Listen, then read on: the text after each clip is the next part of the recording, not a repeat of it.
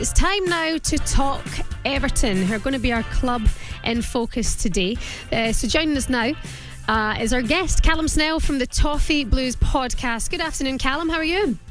Yeah, good afternoon. Thanks for having me. Callum Snell. Snell's an interesting name. I know a Snell in Glasgow, and then we were talking about Snell in Ozarks as well. It's becoming popular. Yes. It's smell with the N, yeah. Quick and German, that's what it means. Okay. So let's talk about Everton then. Looking ahead to next season, do you feel that the pressure is really on Frank Lampard? To an extent, yes. I think one thing that he has going in his favour, which I think the previous manager didn't have, is that the fans are certainly behind him. The fans are very much behind everything that he wants to do. I think you only have to look at how he galvanised the club and the squad last season to show how much confidence and backing he has from the fans. But having said that, I have no doubt that it's going to be another difficult campaign for Everton. Our backs are up against the wall in terms of a lot of things. So I think the pressure is on Lampard. Yes, the pressure's on the board even more so, and more higher up at the club, I'd say. But yeah, for sure, there's always going to be a lot of pressure coming into an Everton side that's constantly underperforming. See, when you welcomed Frank Lampard to the club, did you see like a change in the style of play? Did it get better? It was one of them, wasn't it? I think when Frank came in, he tried to implement his own sort of philosophies on the way we played, and I think it worked to an extent. But then when he realised that he was, at the end of the day, dealing with quite a poor group of players, let's be honest, let's have it right, he had to put those principles to one side. And I think how Everton eventually got out of that relegation scrap was that he just ended up playing, that sort of football that, it's not the most prettiest, but it gets you results, and he resorted to that.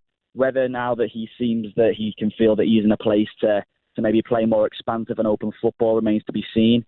But what he did last season certainly worked in terms of grinding out enough points to stay up. But I'm sure a lot of Evertonians certainly don't want another season like that.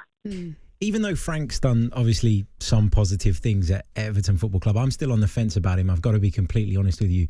But how much of a worry is the way that the club's being run kind of going into the new campaign? Because, they've spent money badly over the years, Everton. Do you have any faith that they're going to go out and make the right moves to potentially elevate Everton back to a position that's much more like where a club of their size and stature should be?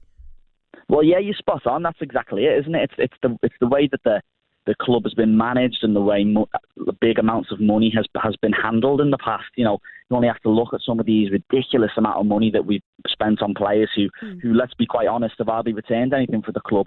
I think the big question marks, obviously, a weaker side has been weakened with Richarlison leaving, and now you've just got to hope that we can reinvest money elsewhere. But do I have the confidence in this board to do that? I can't say I do. You only have to look back at our track record. But if maybe Frank Lampard and the director of football can be left to do their jobs, then maybe there's a chance that we can maybe get a hidden gem or something, a player that can maybe come and change the way things have been at Everton recently. But I don't know. It all depends. I don't have much confidence given the way we've acted in transfer windows in the last couple of years, to be honest. I'm keen to hear Harry's concerns over Frank Lampard. Harry, where do you sit with that? Is managerial skills you're concerned about, or under pressure?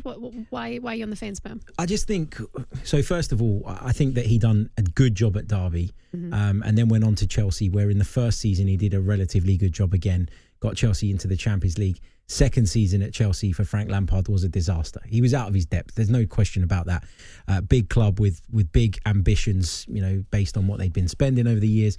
And then I think the way he left Chelsea, I think his stock really, really fell. And when he went to Everton and came in after somebody as experienced as Rafa Benitez, even though it didn't go well for Benitez there, I wanted to see Frank Lampard kind of just go back to basics a little bit. And I think he did that to a degree, but there were certain elements of his management that worried me as an onlooker. I didn't like the way at times he threw players under a bus. Who? Frank Lampard, he'd done it on numerous occasions. Just the way he would speak about the squad and he gave across a vibe to me that I don't think many modern day footballers appreciate necessarily. And I think when things are going great and the passion is there and everybody's kind of on side, it's fine. That momentum will get you through. But when it comes to the tactical side of the game, when it comes to needing to be a little bit more intricate in your management, I haven't seen enough of that from Lampard yet to suggest that he'll go on and be a very successful manager. But it's early days, of course. What do you think about Harry's comments there, Callum? I'm not too sure about the throwing players under the bus thing, because I think a lot of players, you only have to look back at what they've said about the manager. Everyone loved him. Everyone seemed to, the whole squad was galvanised. And I think it was that confidence and that belief that got us over the line. You only have to look at Andros Townsend came on the show on TalkSport the other day, and he quite rightly came out and said that, he inherited a mentally broken side who couldn't get out of a rut, and he's came in and he's changed that round. And albeit, yes, it wasn't most prettiest of football at times, but we got over the line. But yes, I do take the point that at times I'd agree that maybe Lampard was a little naive in terms of when he was playing that horrendous high line against Tottenham and we conceded 5 goals. That was truly awful. I take that, but listen, he's a young manager. He still has a lot to learn. I'm not saying Frank Lampard's the finished article, because I don't think he is. He inherited an awful squad with, let's be honest, shattered confidence, and they aren't the most gifted players. So it will be interesting, I think. But one thing I can tell you is that he has the support of the Evertonians, which I think is massive, absolutely massive. We saw that towards the end of last season, and it's just worlds away from Rafa Benitez, because that was a disaster of the highest order, as we all know. It's sometimes unusual now to hear somebody back their manager, so that's at least encouraging to hear. Harry, what were you going to say there? I was just going to say, do you think that you'd have stayed up under Rafa Benitez? Absolutely not. Absolutely not. I think we would have been gone by March. The way things are going, we couldn't. There seems to be this narrative that somehow Rafa Benitez would have got it right. But watching that club week in, week out, we had one win in 14. 14. That works out as something like September to like the back end of January. It was horrific. It was absolutely horrific. He should have gone after the derby. They kept hold of him, and then it had to come to that dreadful Norwich game for him to eventually be moved out of his position. Rafa Benitez, it was one of the worst mistakes that in the club's history had in him.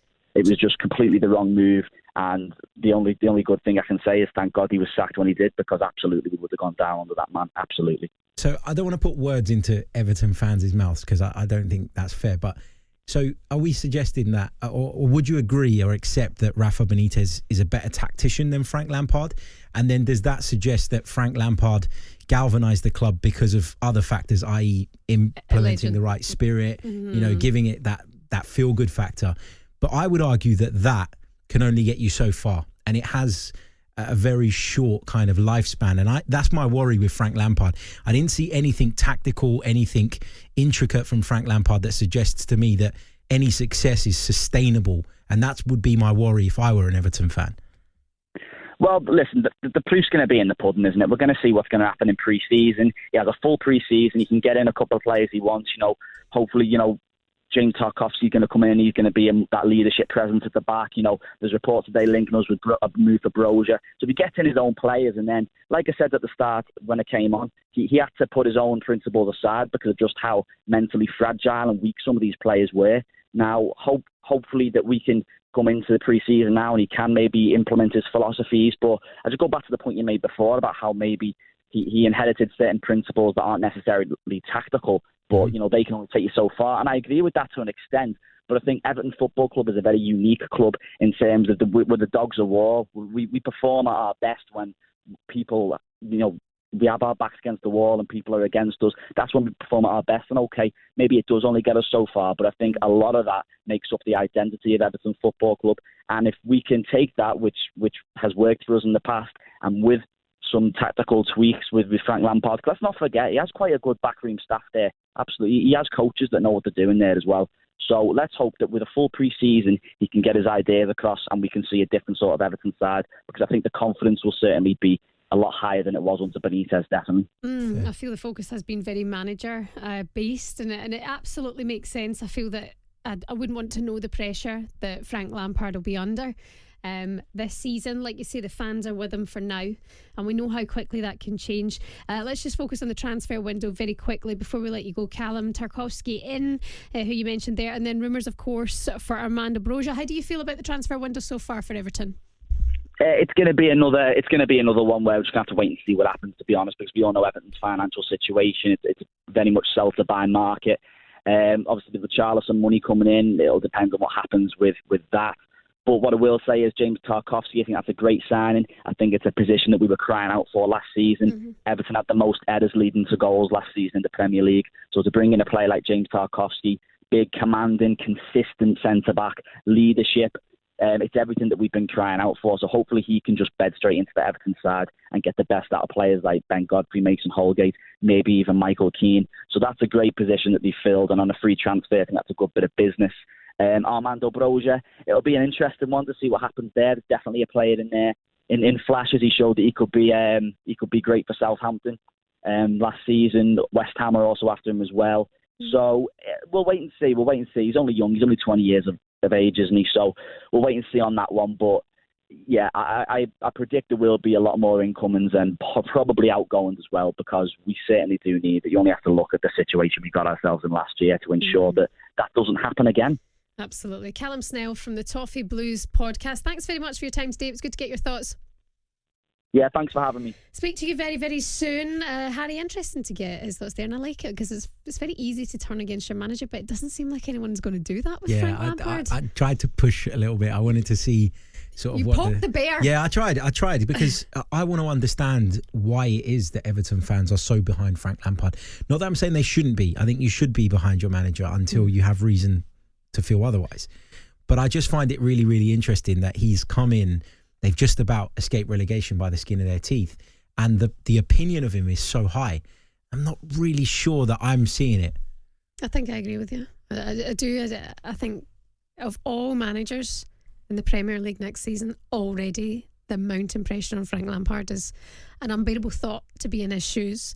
He's got such a job to do next season. Good to speak to Callum there from the Toffee Blues podcast.